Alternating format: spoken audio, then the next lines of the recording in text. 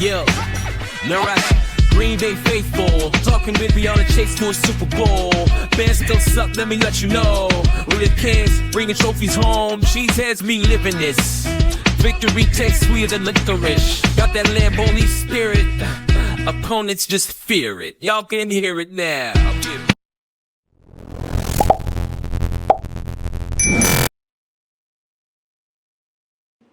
What is up, everybody? Dude, joining us today, I'm pumped for this one. Joining us today is Emerson Lehmann, an Emmy award-winning journalist and morning anchor at WBAY TV in Green Bay. A proud Wisconsin native, Emerson brings a wealth of experience and passion of storytelling to our conversation. Welcome, man. I appreciate you coming on here. It is an honor to be on the Matt Ramage show. I've heard so much about it. I've seen so many clips, and now I'm in one of the boxes, man. This is incredible. I appreciate the honor to be here. No, it's awesome, man. And you had me on your show. This is probably gonna be a little bit different. That's all right. But yeah. So let's talk about that. You know, I got to do WBAY, and that was like one of my like favorite things to do. Like I was on WXX for the draft too, and those are like things that I never really expected to ever happen. But like, how did you? I know that your producers when it reached out, but how did you guys like decide that you wanted this on your station?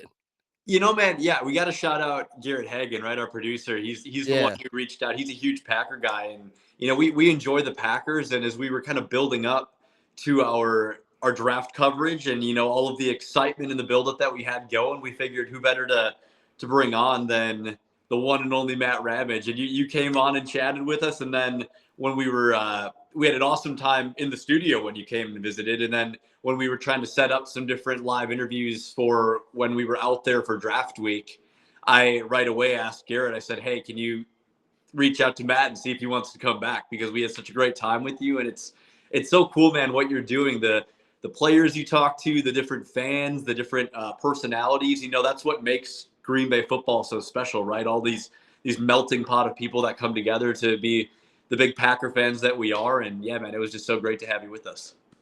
Yeah, I had a blast. Like going to the studio, and I'd never seen a studio before, and I really wasn't that nervous because I'm always nervous for everything, even like podcasts, even with friends. Like I just don't want to, you know, I don't want to suck or whatever. But now, like the more, I get it. Well, I think now I'm the right amount of nervous. Like because before, like I in the past I've been nervous a lot of times. Where like so nervous where like you don't do well. But now I feel like a normal amount of nervous when I do stuff that I can still talk. You know what I mean? It's funny, man. People will like, I'll do a lot of like school talks. I'll go to high schools and whatnot to talk to people about what it's like working in the news. And that's one of the big questions they'll ask is, do you get nervous before you go on TV? And my favorite answer is, if you're not a little nervous, like if you don't have some of those butterflies, then you don't care. Like, you know, it just shows that you care about what you're doing. So a little bit of nerves, there's nothing wrong with that. Yeah, absolutely. All right, I want to talk to you a bunch more, but I do want to give a shout out to some sponsors here. You know what I mean? Have to. Do it. Quick shout out to Nicolay Law for supporting the show. If you've been in a car accident or something unexpected comes up that leaves you injured, these are the folks you'll want in your corner. They're based right here in the Midwest and know how to deal with insurance companies, and they actually care about getting you what's fair. No upfront fees, no confusing lawyer talk, just real people helping real people. Head over to nicolaylaw.com and check them out. Trust me, you'll be glad you did. And also, this episode is fueled by Quick Trip, the official gas station of Cheeseheads on the go. Whether you're grabbing Glazers, squeaky cheese, or just need a pit stop on the way to Lambeau, Quick Trip's got you. Big thanks to them for sponsoring the chaos, dude. And I think I got the two best sponsors in the game for a Wisconsin show. Nicolay is all over the place. They were a sponsor of Action 2 News as well, so appreciate Nicolay. And then Quick Trip, man. Every exit ramp you see a Quick Trip.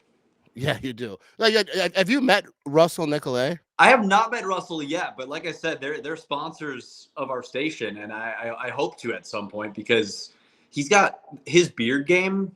It makes I think any man jealous. It's pretty impressive. Yeah, people always tell me like you need to grow a beard. Like I bought one on eBay, because like, or not eBay, on Amazon, because like I didn't use it because it looked dumb. But like I can't grow a beard. That's not how my face works. That wasn't in the cards for me to grow. I just look like a 17-year-old really trying hard. That's what I can grow. But yeah, so let's get back to like the news and whatnot. How does one get in that? Because I feel like there's not a lot of jobs. You know what I mean? Like there's so many stations. I assume a lot of people want to do it. How does someone get into the news and get on an anchor seat? Yeah, man, it's been quite a journey for me. I was in high school. I was like a junior toward the end of my junior year, and I was just watching the news one night and said, you know what, that's what I want to do. I want to be one of those people. I played a lot of sports in high school, but I also did like musicals and show choir. I was comfortable talking in front of people. I enjoyed asking questions. I was probably too curious for my own good. So it seemed like a good path to kind of go down, right? And I went to school for 4 years at Ball State University in Indiana, go Cardinals. And I was fortunate enough to get a job as a weekend anchor and a producer in Wausau right out of school. So I was able to come back to Wisconsin. Spent 2.5 years there, reporting, producing, anchoring, kind of doing everything. I mean, I was out with the news camera, shooting my own stories, editing everything. Like any job really in a newsroom that you can think of, I at least understood how to do. And then after 2.5 years there, I had the chance to make the move to Milwaukee to be a full-time reporter. And I was full-time reporting there for about a year. And then I got the chance to start anchoring a little bit in Milwaukee.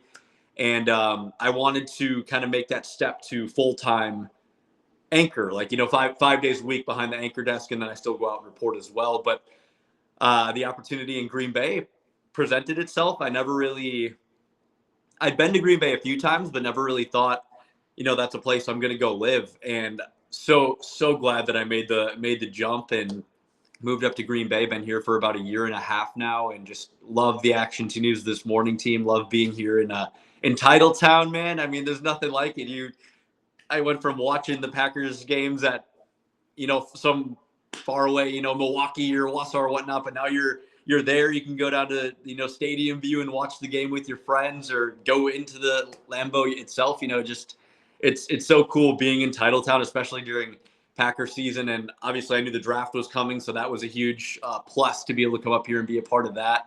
And it's just, I don't know, man, to kind of, this is a really long-winded way to answer your question, but just asking questions and kind of having faith in yourself, right? I grew up in Kewaskum, which is like 1.5 hours south of Green Bay, and it's a small farm town. Not many people say, "Oh, I'm going to be on TV," or they say it and people kind of look at you like, "Okay, yeah, good luck." But it was really cool. I had a lot of support from people back home. I still love going back home and visiting people, but just taking a chance on yourself and really not taking no for an answer, and going for it. I'd say that's the best way to do it. Yeah, I agree. Like I think with anything, like even with like what I'm doing, Yeah. that's what I did. I was like, I'm just gonna do it. And at first, I mean, not that I'm fantastic now, but like at first, I was interviewing players like that got drafted. I would DM them on Instagram and be like, "Hey, you want to come on my podcast?" And they'd be like, "Sure." And then I would ask like these boneheaded questions. I wasn't researching enough. I was learning like I have to research more. I have to have more questions lined up, especially if it's someone you don't know. Like if it's like now I don't have to as much because questions pop in my head and not like panicking in my brain like, oh my god, this is going horrible. Yeah, absolutely. It's the And same. It's the same thing for us, man. Like I tell people, I wasn't the best student by any means when it comes to like books and what I studying was not my strong suit. Like it's cool. I graduated. It's fine. But you really go to school every day, like as a reporter, because you need to become an expert on this subject that you're talking about. And it's just people are looking to you to kind of be that mediator between the subject and the news story itself, right? So it's kind of cool. You learn something new every day. yeah, that's a big thing. And people expect you to like look confident. You can't be like, well, I think this is, you're reporting on something. You can't be all like, because like even like when I'm talking about the Packers, I don't know everything. So like I'll say something like I'm not sure that's right because I try not to BS people. yeah, but if you're reporting the news, like you have to know what's going on. Credibility is important when it comes to the news. They turn the channel on and they expect us to know what we're talking about. So that's very, very important. But fortunately, we got a great team. We do a ton of research, ton of hard work, not just, the anchors that you see, but the reporters, the producers behind the scenes, the photographers. It's a really big team effort to make sure that we're putting the best product out there that we can. Yeah. And my wife, like when I first was going on WBAY, because that's the station she watches every day. She works from home. And we she watches appreciate it. Every morning. We love it. So that was like the perfect station. And then she knows you. She knows everyone over there. She loves them all. And like she was so jealous that I got to meet you guys. You got to bring her with next time. That's what you got to do. I think that she was jealous, but also I think that she would. I don't know. She doesn't meeting you guys. I don't know. Might be a little much for us. Not. But so let me ask you about the news. You got the newsroom, because when I walked in there, you have the huge newsroom with obviously those are the people that do great work and they get all the stories and they probably help you out a lot. But it reminded me of the show, The Newsroom. I love which makes sense, right? Love that show. And that was like the first thing that popped in my head. I was like, because it's all wide open. There's desks, there's people working or whatever. And then you walk into the studio, and the studio doesn't even seem like it's a studio. Because I was excited when he was walking me over there. He's like, "You gotta be real quiet. They're doing the weather, they're recording stuff." And I was just like, "Oh." And it wasn't what I expected, but it was awesome. But I don't know where the question is in this, but cool. I was the same way when I first stepped in, when I visited the station in Wausau for the first time. In Ball State, where I went to school, we had like a professional grade studio on our campus. So that was great. So it kind of, you knew what to expect a little bit. But the first time I stepped in a actual live newsroom was actually at WISN 12 News down in Milwaukee. I interned there. And the first time I stepped in, it's crazy because like all the cameras are all kind of potted up in one section, and you see the green screen and everything. Like it doesn't look like what you see on TV. So I had the same exact experience when I first saw it too. Yeah, it's cool though. I mean, it makes sense because that was one thing that someone asked me, like, "What's one thing that surprised you?" I was like, "There's no ceiling." Like, I mean, there is somewhere up there. Lots of yep, exactly. It's cool because it's basically like almost like a warehouse that a studio was made. And then I assume, because I've seen behind the scenes like TV shows and whatnot. Sure, it's kind of probably a similar thing. But I think it's cool. I'm like, when I was doing it, I was trying not to look like I didn't know where the cameras were. And I was trying not to like pay attention over there too much. And the funny thing is like when I thought it was going to be on like at the end. So there was like this clock where it was like, I assumed it was like counting down or whatever. Sure. And then someone's like, "Hey, stand over here." And I thought I was just going to be standing there for a while. And then they walked up and I was like, "Oh, we're doing this right now." I think that actually helped me not be nervous. It just throw you into it. Absolutely. Yeah. I was like, I had no time to be like, have a panic attack or nothing. Baptism by fire, man. It's the best. And it made it so easy because everyone was so cool. Like I say it so like whenever I meet people like players, like you guys, the WXX people, like everyone is always so nice. Like everyone is just regular people, but you see them on TV, especially players, and you think, like they're, some mystical creature or whatever, but they're just people doing a cool job. No, I think that's very important what you're talking about there. Like I still don't really consider myself like sometimes I look, it's like, oh, I'm the person that 10 years ago I was dreaming about being, right? Like I still sometimes it's kind of like a pinch yourself moment. And yeah. I love it when people, whether it's like in the grocery store or just out, walking around Green Bay or, just out and about, if someone will come up and say hi and come up and say, "Hey, I really appreciate watching you. I really enjoy watching you." Like that means you probably feel the same way. Yeah. When people say to you and you're out and about it around Lambeau or just wherever you're at, it's cool that people appreciate what you do. But yeah, I'm the same dude who was a junior in high school, just watching the person on TV saying, "I want to do that one day." Like I still feel like that kid. So it's kind of fun to all of a sudden snap back into reality a little bit and think, "Oh, this is what I'm doing right now." It's really cool. And it means that people are watching and people appreciate the work that you do. And that feels really special no matter who you are. Right. So it's a cool thing for sure. Yeah, and I think that the fact that you love it so much and like you dreamt about it and it's what you wanted to do for so long. So then I think that makes you better because you're still like just like players, you know, they love what they do, they want to be the best, and I think you give it your all because it's not like a job. Because like I work at a cheese factory, like I ain't gonna lie, they don't get my best every day. You can't tell them that. They're probably listening right now. That's funny. I do have a few supervisors, I think, that listen to my show. But I do think it's cool though, like walking around Lambeau and like when people like start to recognize you. And but I realize at the draft because like at games people recognize me and it's awesome. But the draft, I like every person partying. I felt like knew who I was, so I know my my audience now. It's it's drinking folks like myself. You gotta appeal to your audience and know what they like, and that helps. That just grows the following, right?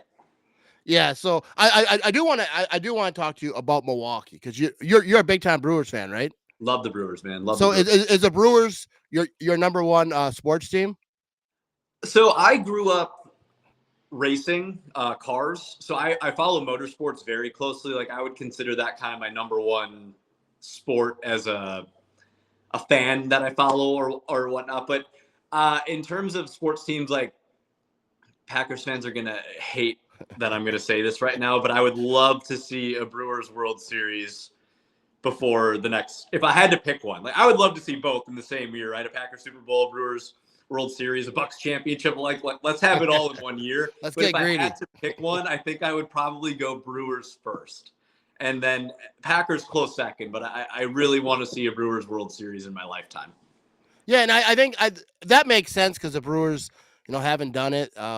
The '80s they got there. I'm not a huge baseball fan. I Sure. like the Brewers. Going to a Brewers game, I think it's a party. Like Oh, it's every time I've, it's fantastic. Bucks games are really cool too. I've been to a few Bucks games. But I feel like Packers and Brewers games, and maybe I'm doing it wrong because I'm not disrespecting Bucks but basketball really isn't my sport either. Like I much basketball I watch basically is like my kids when they were young sure. watching them play, and that's kind of how I learned the rules because Yeah. I was never physically gifted as, as an athlete. So, but yeah, Brewers games are so fun. I remember my son played there. They did the little league. Oh They had yeah. that Helper stadium. Field. Yeah, right Yeah. over there. Umpire on That that. was fun. That was awesome. I umpired my little brother's game on that field. That was a good time. You got AmFam right behind you, and it's that cool little league setup. It's such a cool experience for them. Yeah, and then they like give announcements, you know, like here we go, a number, whatever, and like the parents were like writing them, so like they were all Walk-up kind of songs and everything. Yeah, it's yeah, cool. They do a good job. It's just Wisconsin sportsmen. It's hard not to be a fan, right? It's such a passionate fan base that all really kind of intertwines into one. And there's those shirts that have the Packers and the Wisconsin logo and the Brewer, all of it in one, making up the state. Like it's just a cool state to be a sports fan, I think.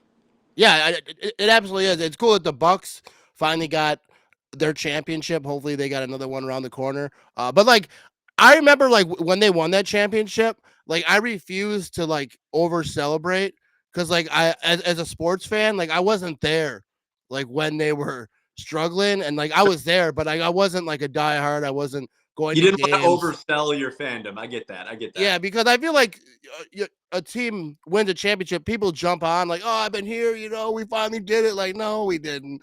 They did it, and I'm glad they did. I was stoked. I love it. It was so fun to watch all Giannis and all the not just the games, but like afterwards, like how much fun they did. It was so huge for Milwaukee. It was fantastic. But yeah, I never claimed that championship. I claim all the Packers. So Hey, as you should, you've earned that, I'd say. so for like going back to racing. Yeah.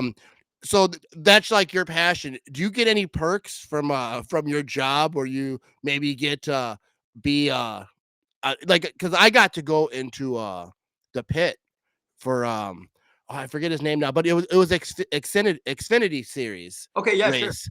I wish I had his name because now I feel like a boner. But Driver? what's that? Is he a Wisconsin driver? Yeah, he's a Wisconsin Is driver. it Josh Bilicki by chance? No, but I think he was there. I think He was probably there's a couple I could probably rattle off, but I won't throw you on the spot. But okay. But it was so awesome though, because like I got, they gave me I was in a driver meeting. I was in their RV wherever, like where they change and all that. I got like the full access, and I remember because my friend is a racing fan, and I saw him there. I was walking up, and he's like, "Oh, where are you sitting?" And I'm like, "Well, I'm in the pit," and he was like, "You're not even a racing fan. I watch every weekend. I travel and I go all over, and you're just." I was like, "Dude, I was in a driver meeting just a little bit ago. I didn't know what I was hearing, but that's crazy that they let." Can you imagine that? Like a NFL player can just bring people with them. Hey, we're having a meeting. Come on over. I mean, not like he had a group, but I was the only one that he brought. But it's crazy that they can just let people trail along. Even like when they went around the track at the beginning, they kind of like had a feel for the track. I was in a truck with them, waving to people like I'm somebody. Like it was a parade. Matt Ramage, man, you're Matt Ramage. It was so awesome. But do you ever get any perks like that? So it's one thing, the way like what you just experienced all of that, right? That is what's so magical about motorsports. Like the atmosphere at Road America and Elkhart Lake on a race weekend is just, you got the camping, you got the tailgaters, you got the diehard fans, you got the ones that get to go in the pits. Like it's just a mix of everything, and it's so open to people, which is why a big reason why I love it. I've had some really cool experiences through work. I am a huge Indianapolis 500 fan, a huge IndyCar fan. I got to interview the winner, Joseph Newgarden, like 2 weeks after he won his first 500. That, to me, I was doing it for work, and I was doing a story, but to me, it was just like, oh my gosh, this is happening right now. This is incredible. And it was just really cool to be able to sit across from him, and I grew up dreaming of winning that race, right? And I had to come to the unfortunate realization that that's not going to happen for me. But to be able to sit across from him and to have that conversation with him about what that was like to achieve a dream that so many people have, and to be able to kind of share his thoughts and his words with the audience here in Wisconsin, that was really special. That was really cool, and something I was very proud to do. I've had the chance to interview quite a few drivers, cover some different racing stories. I really enjoyed that. I enjoy covering the local short tracks. That's what I grew up doing, and I think Wisconsin is some of the best short track racing in the nation. So if any of your viewers or listeners maybe haven't made it out to a short track and they're looking for something to do during the summer months, I would definitely recommend on a weekend heading out to, Francis Creek 141 or Slinger Super Speedway down in Slinger in the southeastern part of the state, or heading out to Road America when IndyCar or the SCCA is in town, and just checking it out, because it is kind of like the draft was for, a melting pot of football fans. Yeah. Together. That's what racetracks can be for these race fans from all over the nation that come to Road America, or they come to the Slinger Nationals. It's cool to meet so many passionate fans, just like you see in football. They are just diehard race fans that they're supporting their favorite driver or their favorite team. And yeah, man, that's cool. It was a fun scene to be a part of as a driver. I haven't driven in a couple of years. I hope to again one day, but to do it as a reporter too, and to be out there covering it, it's just as special. Yeah, and it is like you nailed it. It's the closest thing I think to the draft that I could describe, because like it's such a huge event. Yeah. And the funniest thing to me is like when I was walking around and I was going, it was like right before the race. I think went to use the bathroom or whatever, and I was walking back and the national anthem started. And there's people everywhere, and everyone's facing a different direction because there's 9,000 flags everywhere at NASCAR event, And that was like the funniest thing, because I'm like, there's a guy in front of me, and I got my hand on my heart. He's looking the other way, and like there's just flags everywhere. And I that's like the one story I tell from that, is like it was so funny just because, it's NASCAR. But yeah, I would say like that like made me respect racing so much. Like when I was a kid, I liked racing. Every kid did. You see it on TV, but like being there, and that the cars, like when they drive by, like if you're right by the fence, like it's just like, it's just like a swoosh. And then seeing them like change the tires like up close and like do all that, it's like so fast. Like if I had to change one of my tires right now, it's an afternoon event. And a lot of those guys are former college football players, former college athletes who maybe they weren't going to make it in the draft or they weren't going to make it with the team. So these NASCAR teams, these other racing teams will scout them and say, hey, if you want to still feel like a part of a team and compete, come change tires, come fuel our cars. It's cool to see how it's being respected more as a sport now. I think, like you said, you're up there close and you feel it and you see what it takes to do everything. But if you're someone that just sees it on TV, oh look, they're turning left again, or that's just, and I get it. Like I totally get it. If you haven't experienced it, that's what you would kind of imagine it is. But when you actually go to a track for the first time and take it all, go with an open mind and take it all in, it is truly a magical thing, man. Yeah, I couldn't imagine being in the car, like, cause it's fun to watch over here, but like I couldn't imagine, cause like I got to go around the track, but they weren't speeding. Yeah. I couldn't imagine like taking those turns. I don't know how fast they were going for Xfinity series, but like how fast is the average car rolling? Yeah, man. I don't know what the exact mile per hours is for like the Xfinity cars at Road America, but I know like when Indy cars up there, they're probably getting close to 190. I'd say Xfinity's probably in the 170s range. I mean, that's faster than your average highway, right? They're cooking. Even like the short tracks, like where I raced, I was on a 3rd-mile dirt track and we were pushing, 75 to 85 miles per hour, which, yeah, that's what you're doing going straight for an extended period of time on the highway. But when you got 20 other drivers around you all trying to cram into a little 3rd mile, it's pretty hectic, right? So it's definitely an adrenaline boost. Definitely a piece of adrenaline that I kind of miss a little bit, but you get different fixes for it. I love I get a little bit of adrenaline before we go on the news, right? It's like kind of that pre-race mentality or that pre-show mentality. It's like, okay, here we go. We're going to do our best today. It's the same thing we talked about. Just you're passionate about it. You want to do your best at whatever it is that you're doing, whether that's your job or whether that's competing. And yeah, it's truly, it's hard to explain to someone. You just tell them, go experience it. And yeah, it's pretty cool. But I saw there's a new go-kart track opening in Green Bay, so I think I'm gonna get one of the helmets off the shelf behind me and go check that out one of these days. Yeah, I should do that. This summer I actually want to do a lot more content, like leading up to this next question. But you do small towns. Yeah, I want to do like a similar thing where I posted a video earlier or later about a restaurant I went to, 888 Cheese and Company. Sure. And so I want to show like restaurants but also cool spots in Wisconsin, cool things that are happening. Just go there, document, take video, and pretty like promote cool stuff like in the state.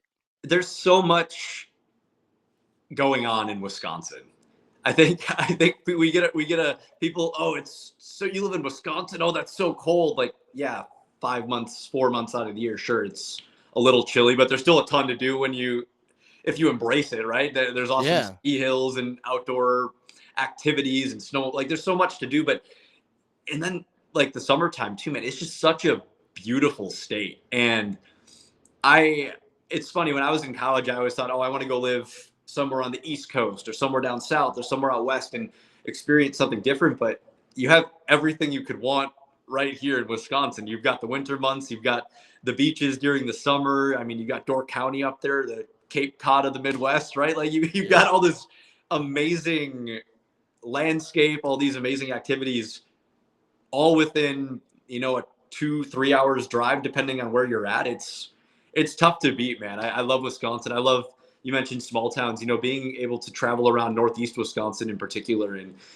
meet some of these just incredible people who, whether, they started a business or they started a foundation or they just have a really cool hobby, but they make up these communities and they make these small communities what they are.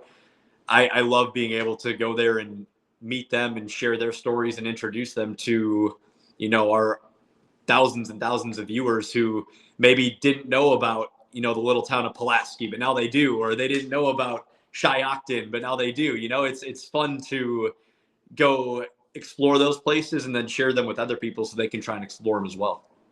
Yeah, that's what I think of Wisconsin is, the small towns. Like shout out to Milwaukee and all these places, but the small towns like Lena, Wisconsin. I don't know if you've ever been there, probably not. I've But driven through Lena. I haven't stopped, but I've driven through. yeah. And but they have there's like 600 people, and that's like counting like the people living on the country and whatnot. Yeah. But they have a racetrack there they put in a few years ago, however many years ago. Yeah. I've never been there yet, but I go to the dairy barn. It's right there, and that racetrack is right behind it. This summer I want to go there and like video it, whatever. But they have a huge show up. Like they have a farm field across the street that they turn into a parking lot, and they have like a piece of wood over the ditch so everyone can park over there, because it's just a massive amount. When you're leaving work, it's kind of annoying because you try to work over there. So I'm trying to get out. Like, oh, I put a vacation day when this weekend comes. But yeah, the small towns is I think that's the best part of Wisconsin, because like every just Main Street small town Wisconsin, they almost all look the same, but they're also like so different. It's just beautiful. They've all got the candy shop, Yeah. three taverns. A furniture store. It's like it's all, like you said, they kind of look the same, but they all got their own piece of character to them and their own piece of history. And yeah, man, it's I'm Wisconsin. I'm Wisconsin proud. I'm proud to be from Wisconsin. I'm proud to be from Kewaskum. Shout out another small town. Yeah. So like I want to ask it, because when I was reading that name, because looking at where you're from and whatnot, I was like, I'm Wisconsin as a kid. I don't think I can say that name. I was like, because I had it in my little intro to introduce you. I'm like, I'm just gonna skip that. If I say it wrong, I'm gonna look like a fib or something. We wouldn't hold. Every time someone will ask where I'm from, and I'll say, yeah, I'm from Kewaskum, they'll go, what? Like, bless you. Did you just sneeze? I'm sorry. Yeah, it's very small town. I think we've got about 4,000 people now, so it's actually grown a little bit. It was like 3,000 when I was growing up. So, but yeah, man, they just turned was it 150? 130 today. 130. Yeah, I saw your post. Shout out Kewaskum. 130. There we go. That's good. Like I even got the applause I was supposed to use for you. Let's give them a shout out. Yeah, man. No, it's fun. Some people, you grow up in a small town like that, and they can't wait to get out. They can't wait to leave and leave it in the dust, right? And I don't get me wrong. I was very excited to go to graduate and go to college somewhere new and explore. But I've also got a ton of love for back home. I mean, my parents still live there, my grandparents. I've got a lot of family that's there, friends, and it's your hometown's where you're from, right? Like it makes you who you are, and I'll always be proud to be from Kewaskum. And yeah, man, it's definitely a really cool place to call home. That's awesome. So where is that, like in relation to Green Bay? Like, is that how many hours? Yeah, so about an hour and a half south of Green Bay. So, if you take, I like to tell people it's 40 minutes north of Milwaukee, about 25 minutes south of Fond du Lac. So kind of right dead center right there. People maybe have heard of West Bend. It's 5 minutes north of West Bend. Like people have heard of, the big city of West Bend compared to Kewaskum. But yeah, it's just down in the border of Washington and Fond du Lac County. So kind of right in the thick of everything. Like it's cool. My parents actually, where they live, they get the ABC Green Bay affiliate. So they get to watch my morning show now. But when I was working in Milwaukee, I worked for CBS, and they get the CBS Milwaukee station. So it's worked out really well that they get to watch all the markets where I've been living and working so far. Yeah, that'd be not as good if they couldn't watch you. It'd be about, they'd have to pull up the website every day, which isn't as easy, turning on the TV and turning it to channel 2. Yeah, I do think it's funny too, like how Wisconsin people, because I never knew that there was like a Midwest thing of explaining where you live or like where the directions in hours. Everyone asks me like, because I don't live right in Green Bay. I always say 30 minutes north to Green Bay. Plus, I don't want to give everyone the exact details of where I live. Yeah. But that's how we, give directions. You say, hey, drive on this road for an hour and take a left. Like, how do you know how fast I'm going? It's like my wife talks about that with her friends when one of her friends visited here. She's like, it's weird. You guys don't say miles. That's how they give directions too. Like my dad will be trying to tell me, oh, you'll take a right at the gas station there on 28 and then turn this. And I just give me the address. I'll put it in my Google and my maps. Like it's fine. We'll be able to make it work that way. But yeah, man, that's just I guess that's part of the state. People they know where they're going. Yeah, and I think it's good that now the GPS is such a thing, because like I don't know roads. People like take a left on J. I'm like, where's J? There's or like take a left by the big oak tree. I'm like, is that oak? I don't know what. I'm not a tree expert. I don't know how they did it before. Even like, I think I could read a map, but it's so much easier to just plug it in and look at the nice screen on the car and let the phone do that way. All right, so speaking of small towns, like outside of your town, like you do all the small town stuff. What is one of your favorite places and stories even that you got to cover in one of these places? That's a great question, man. Professional podcaster. I love it. I love it. You know what you're doing. I would say it's funny because we're actually putting together a special right now that's going to air on Memorial Day weekend, and it's going to have like 5 or 6 of the ones that we really, really enjoyed. I enjoy all of them. I think each one has its own special place, but I really loved going to Brillion.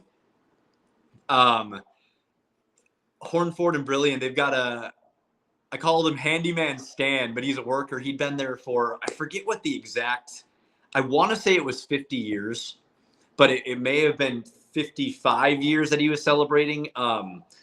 He's just he's a longtime employee there at the car dealership, and it was just so cool to go there and see his passion for his job and the dedication, right? Like I have so much respect for the blue collar workers. My dad is a milkman.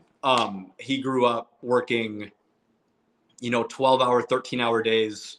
And then after that, he'd come straight to one of, my siblings or I's sporting events, go home, fall asleep on the couch for 4 hours, wake up at 2 a.m. and go do it again. And I don't tell him enough, so I hope he watches this, but I'm so proud to be his son and so proud of the work that he has done and just the sacrifice that he and my mom have made. My mom is a bank teller. Like, we don't come from super well means, but they both always put their best foot forward and always worked hard, went to work every day, taught us how to work hard, go to work every day, and to just, try to be the best person that you can be and to chase our dreams, right? When I told them to chase the TV dream, like I kind of talked about earlier, I think some people think, oh yeah, good luck, but they were supportive every step of the way. They helped me to make sure I could stay up to my schoolwork and get accepted to the school I wanted to go to and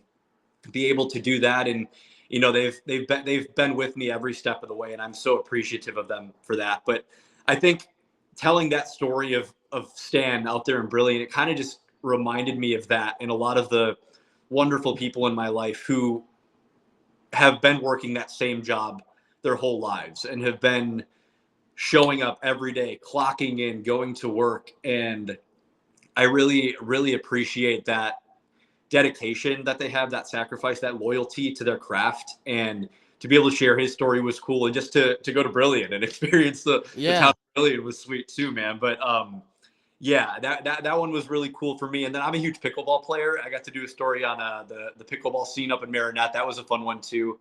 I have actually played against the folks that I play with them sometimes, the folks that we did that story on. And it was really cool to be able to shine a light on them and not just the sport, but the good that they do for their community. So those are two that really kind of stand out for me. But like I said, each story is special. I treat each story as its own, and I want to do the best job I can for each story, because for those people, a lot of times it's their first time being on television, and I want them to enjoy that experience and to really appreciate that experience and to have that memory to cherish forever. So as long as we're doing a good job for them, that means they'll be able to do that.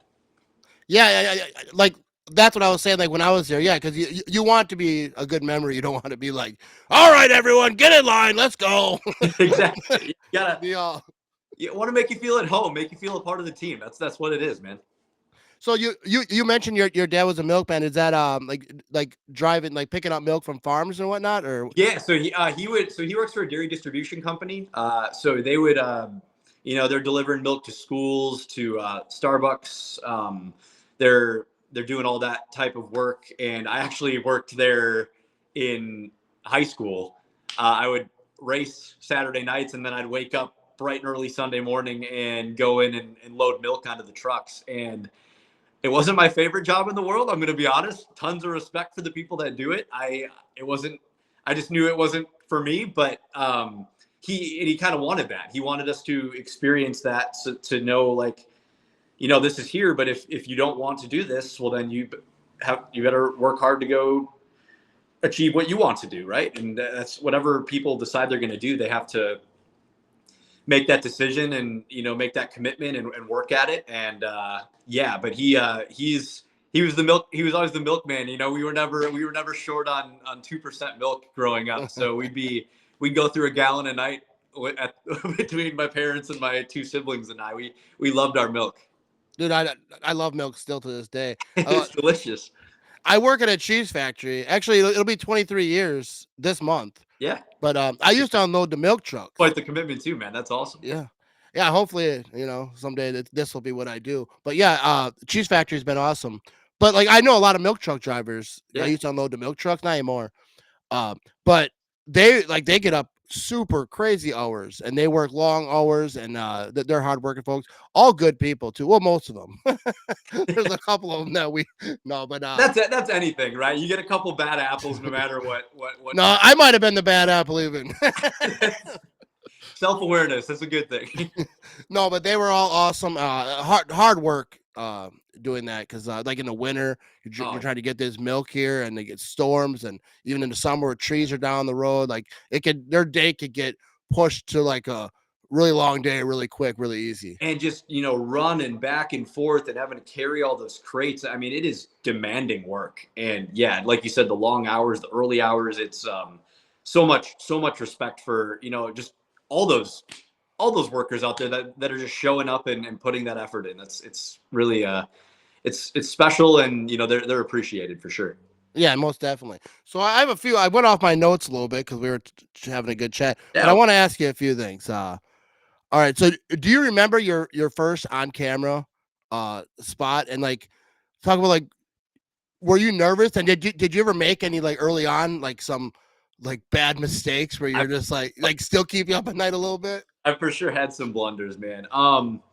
Yeah, I it's funny. I went back and watched my mom sent it to me.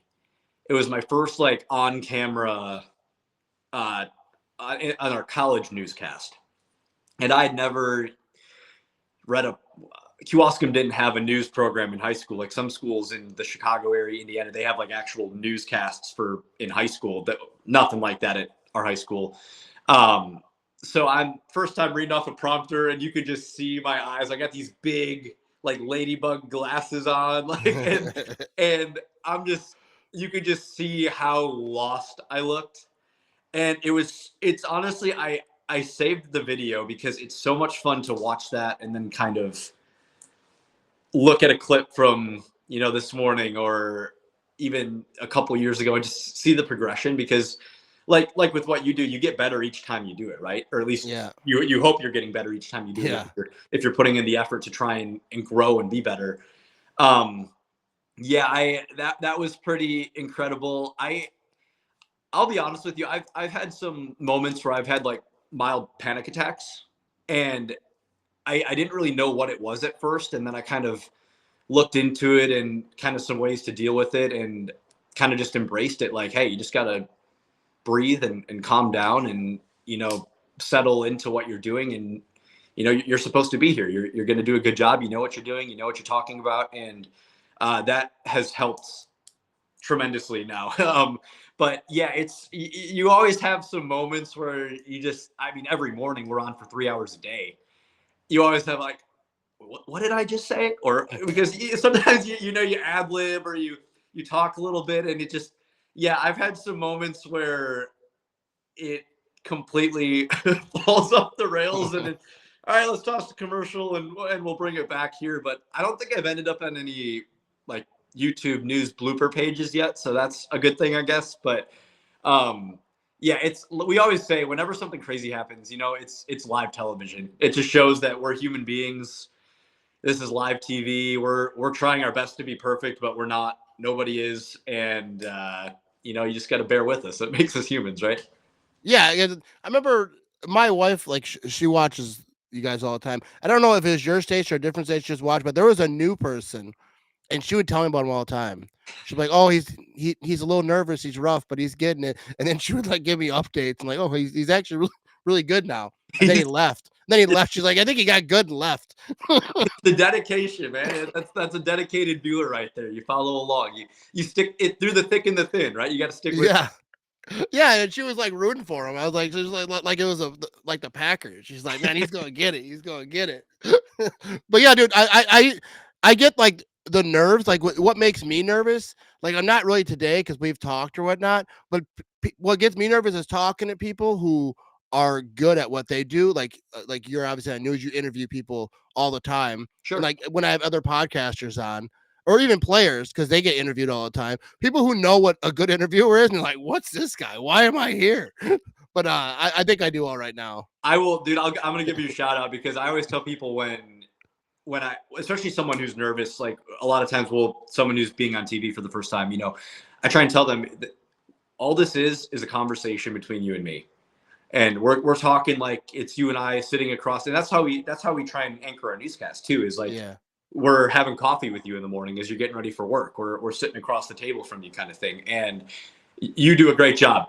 Like just making it feel like a conversation, like we're just two buddies who are sitting around and having a beer and talking about football and life and God knows what else. But it's that's what you want it to be, because that's when I think you get the best. You get the real person then. If they feel like they're have to be robotic and perfect and not make a mistake, they're not going to give you true passionate responses. They're not going to give you their real self. So if you make them feel comfortable, they're going to be true to themselves, true to you. And I think you do a great job of that. So well done to you.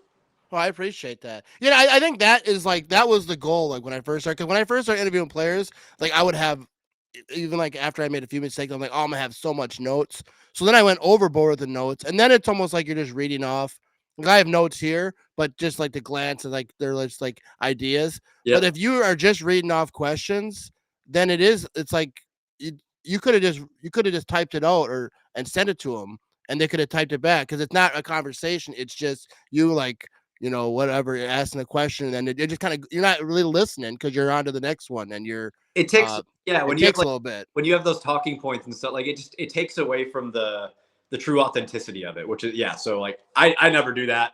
Whenever people ask, and that's part of journalistic integrity too, right? We don't provide questions ahead of time, but I just nicely explain it to people. I say, I want to talk to you about this, but it's just going to be a conversation, and we'll ask the questions.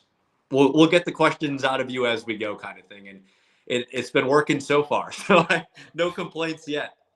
Yeah, I think that's the best way. Yeah, because you like you say, you don't want to be robotic and whatnot. But yeah, I do want to say, dude, as like a reporter, I feel like the worst job would be is a meteorologist, and not out of the news, because I feel like they get harassed on the street, like if it rains. Yep. Like, and I've seen it, like other, I follow different people on social media. People are like, you said it wasn't going to rain. Like, I feel like the anchors have it, because you're just reporting what happened and what's going on in the community. But like, if they're wrong and they're like just at Walmart, people are harassing them. Shout out Steve Balon, who you met. He's a fan. And yeah, that man works so hard. And but he'll always say, guess what? Predicting the future is kind of difficult. Like, we can do the best we can, and they do a pretty darn good job of it. Our First Alert weather team, best in the biz, but it can be hard sometimes. Sometimes there's a pop-up cloud that shows up because guess what? Nature is nature. The world is the world. Like, things are going to happen. And yeah, he puts up with as much love as he gets. he gets a lot of, like you said, he gets a lot of crap for it too sometimes. So it's they definitely have to carry the weight on their shoulders of a lot of people. And it's because, right, like, oh, I wanted to have my niece's birthday party this weekend, or I wanted to go play baseball with my friends, or, oh, I thought it was going to be gross outside, so I decided not to go out and it was sunny. Like, it just, everybody, the weather impacts everybody. So it is, he definitely, definitely has a big responsibility. And I think they do a pretty good job with it. Yeah, first of all, Steve's a man. Like I told you about this. Like when I was there, he was the one that I was kind of like starstruck. Where I was like, because I watched my TV, I'm still obviously. starstruck by Steve Bailon. He's so nice. And the cool part is like what you get on TV if people watch Action 2 News, or if they even follow him on social media, or like what the goofy, just kind-hearted, amazing person that you get on TV is the same, if not better, off camera. Like just as goofy, just as fun, just as nice and caring. Like that's honestly, I've never worked in. I've worked with some people that have big egos, and I've worked with some people that are just incredible. And our entire morning team, our newsroom, just incredible people. And it's really, really cool to be able to have someone approach you and say, hey, is Tammy Elliott the same in person as she seems on TV? She seems super nice. Absolutely. She's the best person. Aisha Morales, she is friendly as she seems. Incredible person. Just like they're all, it's a really special group to be a part of. And that's, I try and be the same, right? I want people to ask them, is he the same that we're seeing on TV? And I want them to have the same kind answers. So yeah, you don't want to need like, yeah, this guy is kind of I'd steer clear of him, man. I don't know. No, it's fun. You just, like, we're all people, right? We talked about it. We're all people. So it's, yeah, some of us, sometimes you can turn us on TV and see us, but it doesn't mean we're not the next human, just like living down the street from you. So that's what it is. Yeah. And then like how I feel about Steve, like my wife's a huge Tammy Elliott fan. Like Yep. That's the one, like when I got home, she was like, what's she like? I was like, I didn't talk to her very much, but she was super nice. Huge Tammy Elliott fan right here. Dude, she's awesome. Yeah, but Steve, I think I was telling him the story as we left, where like we had a bird in our house, and me and my son, this is years ago, but me and my son were trying to get it out. I'm holding a blanket up, trying to force it out because we didn't want to hurt it. And then it was like this funny little video. I don't even think it's around anymore. But for some reason, my son's like, hey, send it to Steve because, we watch him all the time. I think he was on TV at the time. Yeah. So I did, and he responded to it. And he was like, oh, glad you got it out. But he was always, like you say, he's kind of like I wouldn't say a goofball, but like he's like a normal person doing the weather. And he's just so fun. I think he makes it fun. I think he's the GOAT, as they say. I know. He sees it. I hope he knows what GOAT means. I know for sure that he does, and I do not disagree with you. And I can't wait to show him the clip of you saying that. He's gonna love it. Yeah, he's awesome. But yeah, so I think that's about all the questions I have. But yeah, I think I had one more, but I can't find it. But it's all good. This was a fun time, dude. That was incredible, man. I loved it. I wasn't sure if it was going to be 15 minutes, a half hour, or almost an hour in, and I could keep talking, man. This has been a lot of fun. I really appreciate the opportunity, and shout out to you again for all the work that you've been doing, man. It's so awesome to see you chasing the dream and continuing to build the brand, and I have no doubt you're just going to keep climbing, dude. This is great.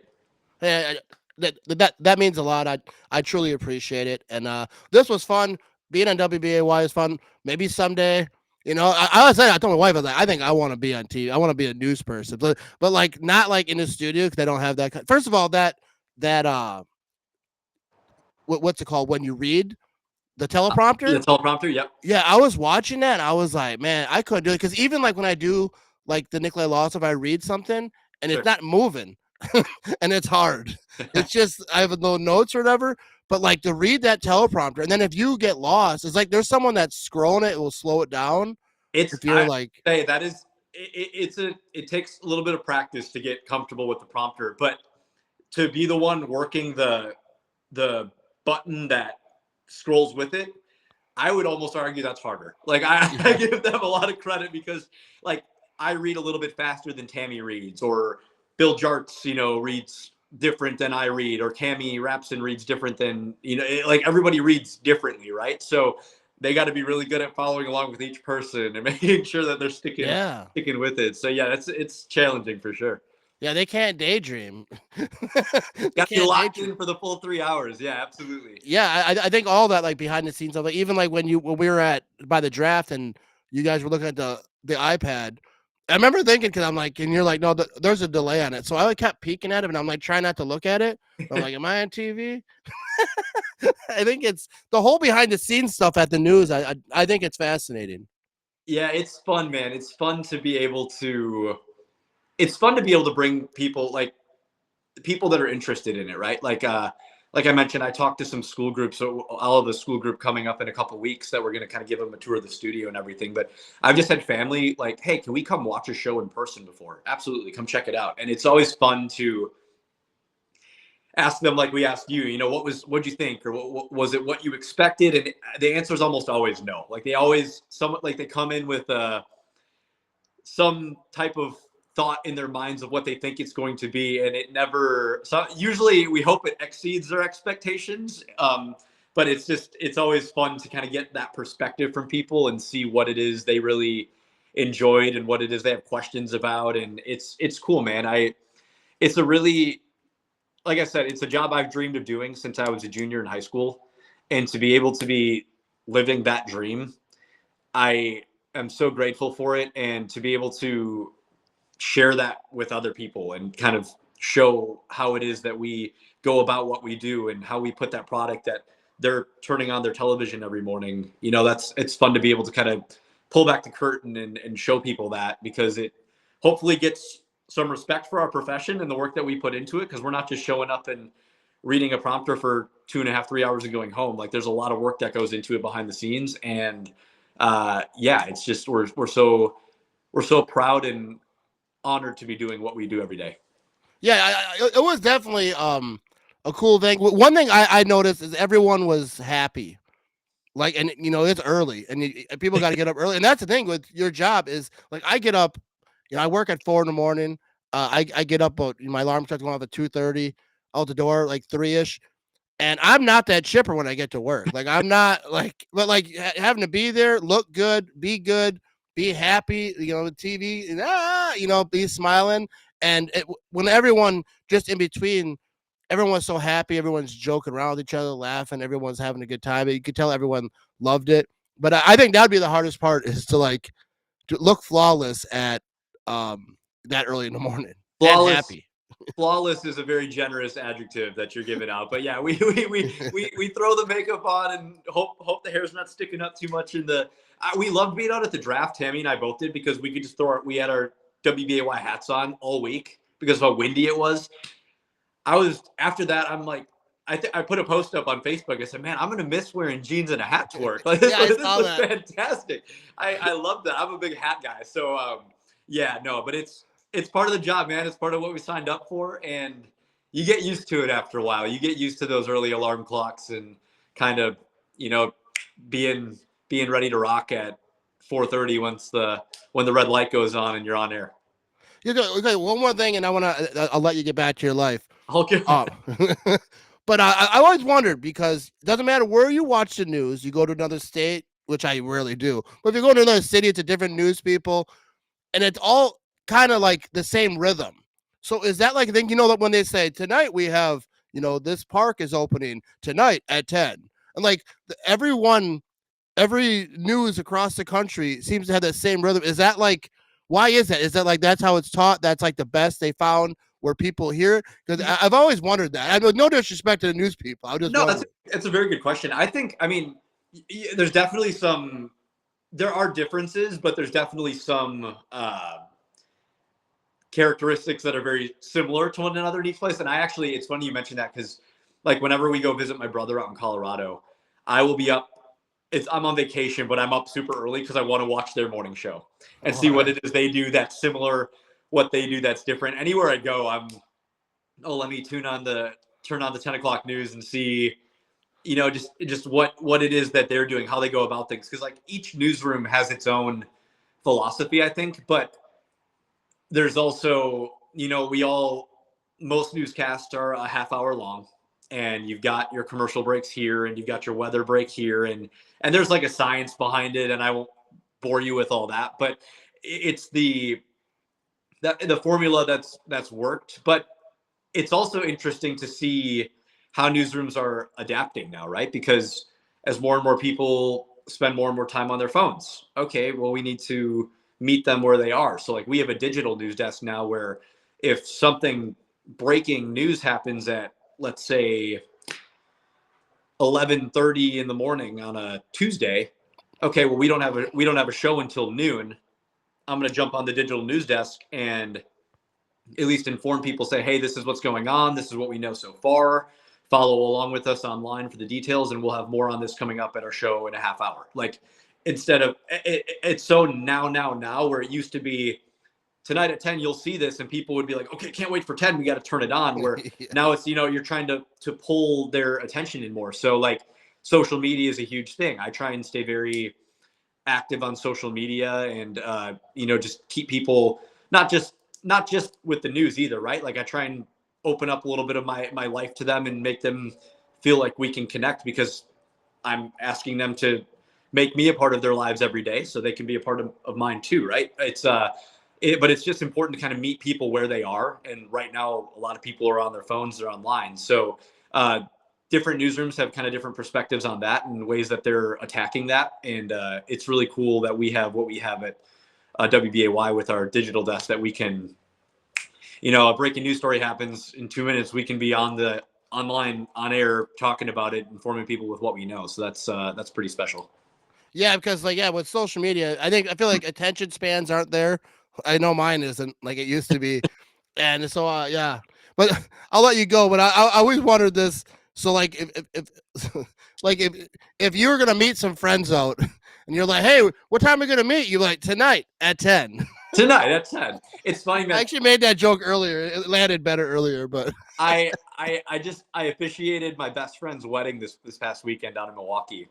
And his now wife, she was fiance at the time, love her to death. And she looked at me when we were on FaceTime kind of preparing and said, I'm going to say this as nicely as possible, but please don't use your news voice. And she's like, we just want you. Like, we want you as our friend. And I didn't realize I had a news voice, but I guess at times, you especially like breaking news, you kind of got to. Yeah. And you're a professional. Yeah. You just got to show, the severity of things, right?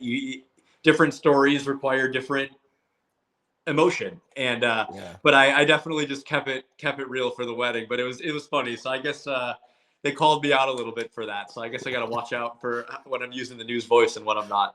Yeah, the news voice is funny because I noticed, like, you ever watch, or you're on it, but like it'll be like a horrible story, something bad happened in the world, and then they'll be talking about it, but then the next story is like happy. Yeah, I don't know if they try to like separate, but sometimes like, and now we go to the park where the kids are having a good time. Yeah, there gonna be some tricky transitions in there. Usually you try and that's where you bring Steve in and let him do a weather hit and then break it up that way or something like that. But man, it can be fun. All right, I'll let you go. I could chat your ear off about the news all day. I think it's fascinating. Maybe someday I could be your dude on the street like Jim Carrey. Amen. Like because like I always thought the movie is funny because he wanted to be in the studio and he didn't want to be out and but I think that'd be the best part. Like you do small towns. Yeah, I think that'd be fun because you're meeting people. You're out in the world. Unless it's like weather. I love anchoring. Like I said, I moved up here because I wanted to be that full-time anchor, but to be able to still have small towns and go out after anchoring the morning and being able to go meet those people, it's the best of both worlds, man. I love it. It's so cool to meet all the special people that make Wisconsin what it is. All right. I'll let you go, and you tell Steve if he ever wants to come on a podcast. He's always welcome. I will pass that message along, my friend. Thank you so much, Matt. It's been an absolute pleasure, man. All right, good talking to you, man. Appreciate it.